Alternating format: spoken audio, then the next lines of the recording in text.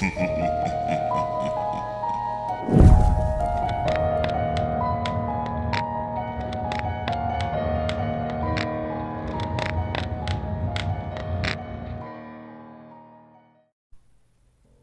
I was 17, my mother was murdered. But this story isn't about her. My mother's killer is still in prison for his crime. No. This story is about what happened afterwards. About a year after my mother's funeral, my dad started mentioning that she would come visit him at night. He said that she glowed in a pure white light and reached out to him with a warm smile on her face. He said that she looked just like the way that she did the last time he saw her, before she left for the store on the last night of her life. My sister and I both missed my mother very much, and we wanted to believe that it was true. We did whatever we could think of to try and contact her, but it was only my dad who ever saw her. We just wanted to say goodbye. Ouija boards, spirit boxes, automatic writing, psychics, and mediums, we tried them all, and all of them proved to be little more than distractions. About 3 months into our efforts, my dad had his first blackout. He claimed that it was just stress, but my sister and I knew better, and we agreed in confidence that it was more than that. He would forget things all the time, talk about old memories out of the blue, and then he started getting these horrible migraines. We didn't learn about the source of it all until he finally agreed to go to the doctor. He had a brain tumor. Inoperable. His doctor told us that it was the likely source of all that he had been experiencing, including the hallucinations of his dead wife. My sister and I lost all hope in ever saying goodbye to our mom and focused on our dad instead. By then I was nearly 19 and my sister was about 22. She ended up moving back in with Dad and me to help take care of him.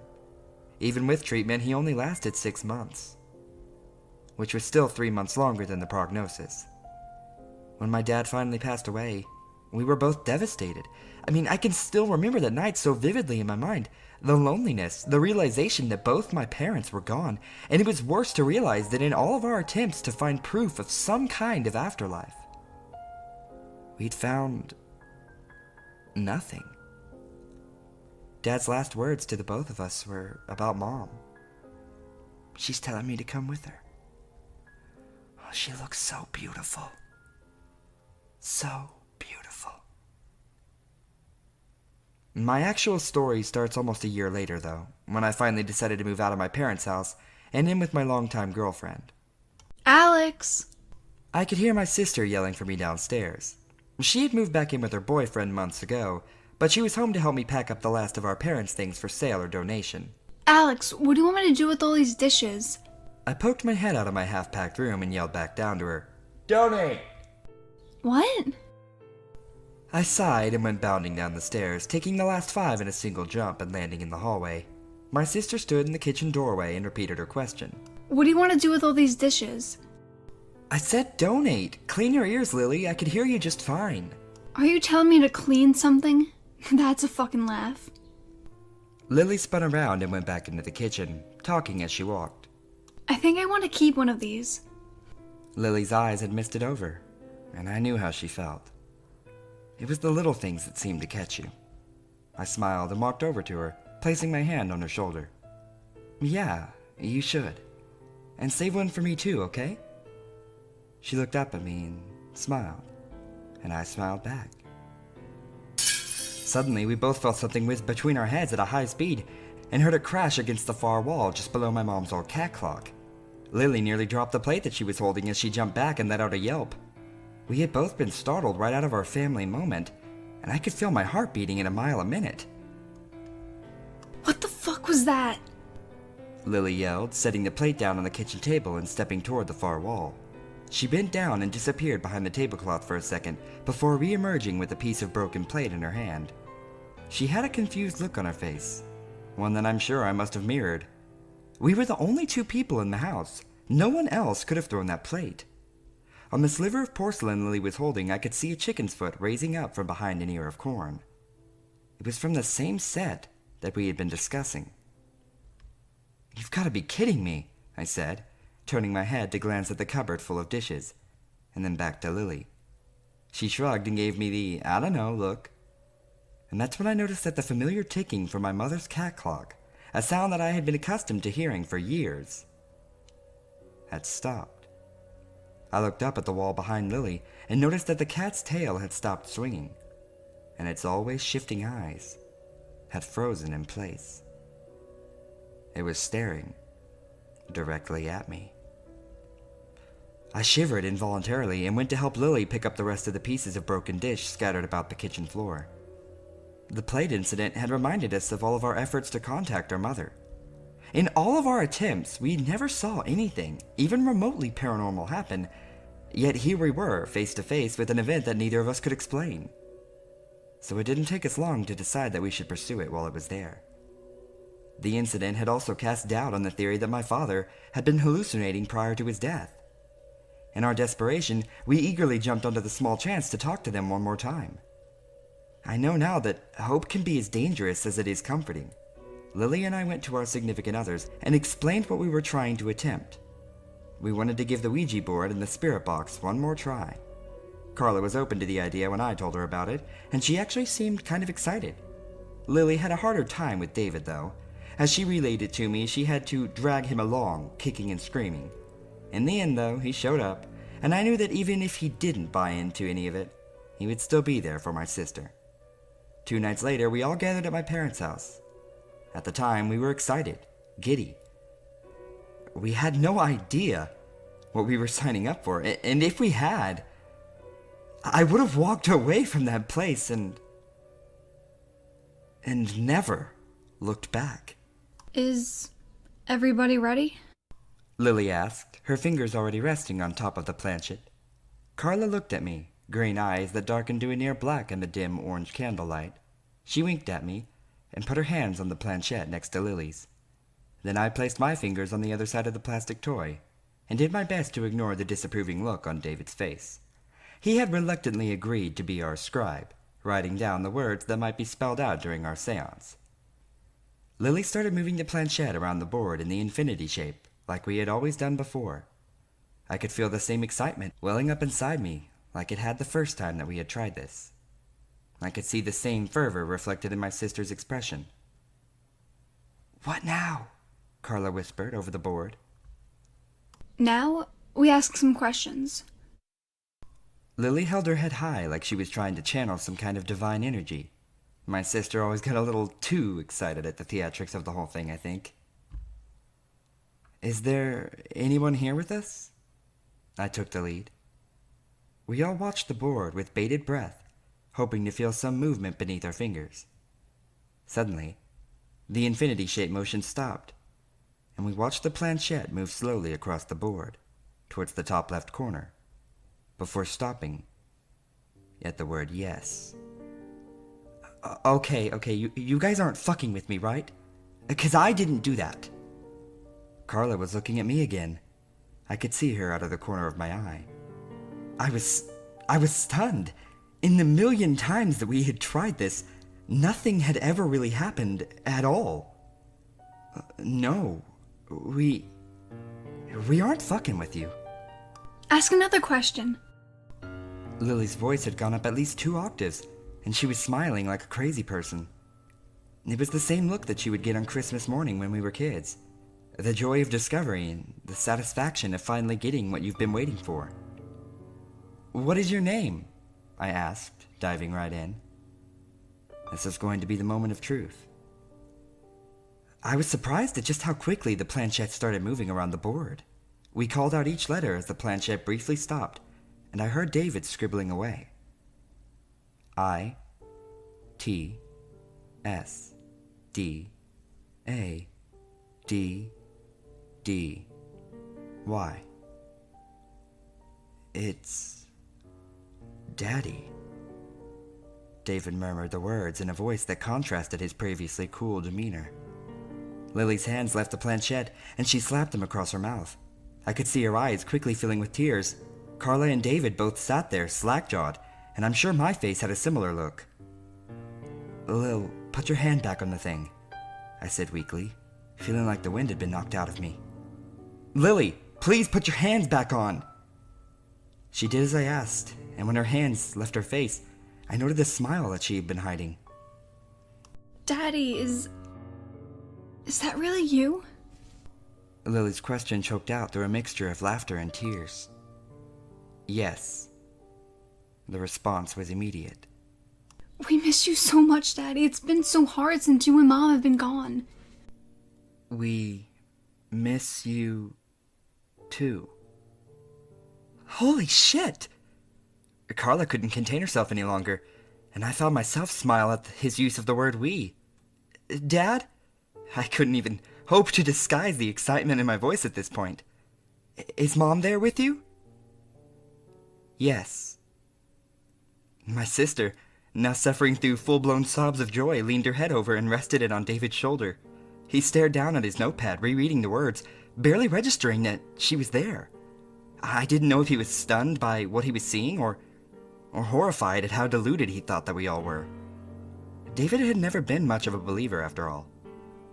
Dad, can Mom talk to us? I wanted to keep the dialogue going. I'm sorry. I raised an eyebrow at his response. What are you sorry about? I asked, unsure if I was speaking to my mother or my father. She's too cold, too hard for her. The smile fell instantly from Lily's face, and the mood of the room became more solemn as David read the last sentences out loud. The planchette continued to move then, without any more prompting. So cold here, so lonely. We miss you. We miss you. It's Daddy. Please help. Please. We need you. After the last you, the planchette suddenly shot out from under our hands, paused just milliseconds over goodbye, and then fired across the room and hit the wall at roughly the same speed as the plate that morning. I jumped up away from the board in shock. Lily was now sobbing loudly as David held her, but his eyes remained fixed on the board as if it were the most alien object that he'd ever seen. Carla touched my hand with shaking fingers, and I looked down to see fear in her eyes. I don't understand, Carla said and stood up. I'm so sorry, baby. She wrapped her arms around me, and it was only then that I noticed the wetness on my own cheeks. I hadn't cried since my mother's murder, and I figured something in me had broken that day. Even when Dad passed away, I didn't cry now, though. In this moment, the tears finally came. We tried to contact my parents again all night, but the planchette didn't move again. We'd hoped contact with our parents would make us feel better, give us some sense of closure, but instead, it had devastated us, and Lily most of all. Most days, she would sit in the living room for hours, listening to the damn static of the spirit box, hoping against all hope to hear a voice. As the weeks went on, Lily became quieter and more introverted. She retreated into herself, hardly speaking to anyone. The conversation with the Ouija board had made an impression on me too, but Lily had become obsessed. I gradually became less interested in contacting our parents again, and more concerned about my sister's mental state. And then one night, I woke from that nightmare to a more real and more horrifying one. I answered my ringing phone to hear David's voice yelling through the earpiece. Alex, your sister just took off. Took off? What do you mean? David's tone was panicked, and I rubbed the sleep from my eyes and tried to focus. Alex, she's been way worse than she's let on. Lily doesn't sleep anymore. She just sits in the kitchen and listens to that damn little radio. The spirit box? Yeah, the fucking thing. She says she can still hear your parents talking to her. I want to believe her, man. I really do, Alex, but I sat there for hours with her one night, and I didn't hear a single thing. Jesus Christ. Alex, I'm scared for her. Tonight she was listening to it, and talking back to it. Her voice was what woke me up. I couldn't understand exactly what she said, but she was crying, and then I heard her bolt out of the door and slam it behind her. She went back to my parents' house. It wasn't a question. I could feel it in my bones. I may not have known the full extent of what was happening, but I did know that something very, very bad had just happened to my sister. She couldn't cope with what the Ouija board had told us, and after all these years of suppressing her sadness, she had finally just cracked. You think? That's what I was thinking too. I know you have keys, man. Can I meet you there? I think we need to get her help. I sighed into the phone, knowing that he was right. Lily may never forgive us, but I was quickly becoming convinced that she needed professional care.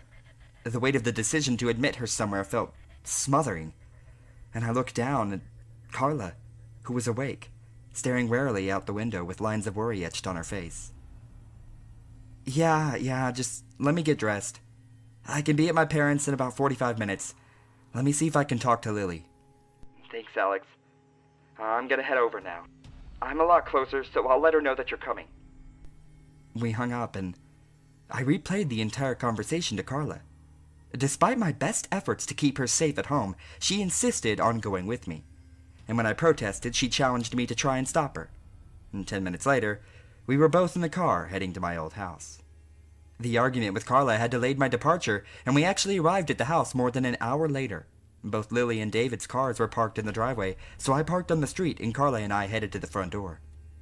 I noticed as we climbed the porch steps that no lights were on inside the house. The front door was slightly ajar, and I took a deep breath before pushing it all the way open with a creak.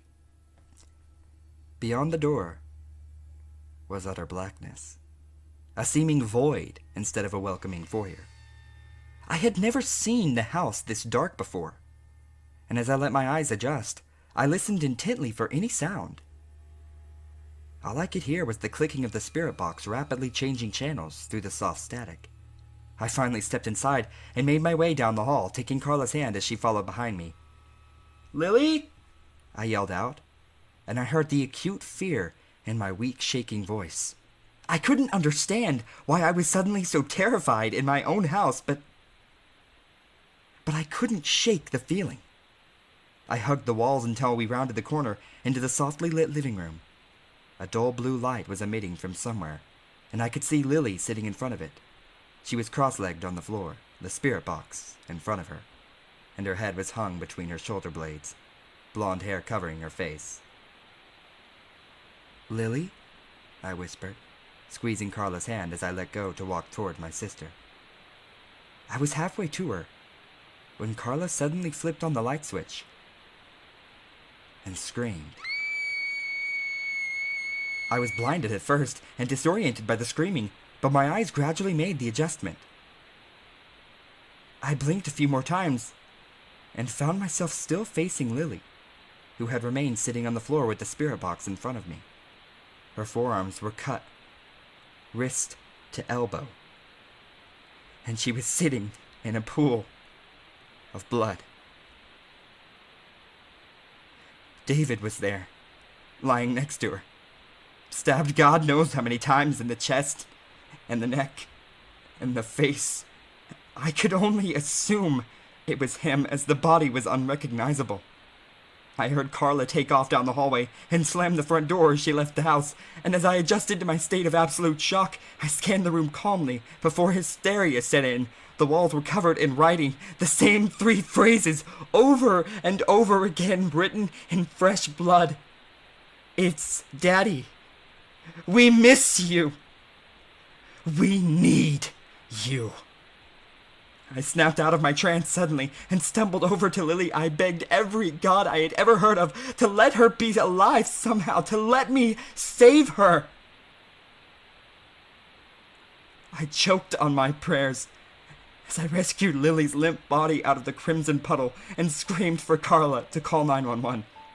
Her skin lacked the warmth of life, and I pressed my face to hers, begging her to wake up, but my whispers fell on dead ears. I cried. The soft static of the spirit box played the score to my pain. How many eternities passed before Carla returned? I don't know, but I saw her there, finally, standing in the doorway, talking to emergency services and staring at us. I cradled Lily's body, rocking back and forth. I could tell from the look of disgust and pity set upon her face that Carla couldn't hear the sounds coming from the spirit box. Alex? It's Mommy. We need you. It was faint, but it was her. My mother's voice was unmistakable. A year later, when the detectives finally called to let me know that they were releasing my sister's things, I brought the spirit box home. I didn't let Carla know that I had it. She had never quite recovered from what she had seen the night of the murder. The media had called Lily's case a tragic descent into madness. Carla and I couldn't have agreed more, but sometimes, late at night, when Carla is asleep, I slip out of bed and sneak into the living room. I pull the spirit box out from behind a stack of books, and I turn it on, just for a few seconds. But in those few moments, I listen closely to the clicking sounds of the radio, quickly scanning through the static. I strain to hear their words, the voices of my family, and sometimes I hear them. In the few seconds, I've heard them say many things. They tell me that they need me, that they love me, and that it's lonely without me. They claim that it's cold, and they beg me to join them. Lily says it's easy, and that I should bring Carla with me. They say we'll all be happy there. But there is something behind their voices, something that sometimes bleeds through. Lily must have either ignored it completely or blocked it out. Because beneath their warm invitations and desperate pleading, I can hear something laughing, something inhuman.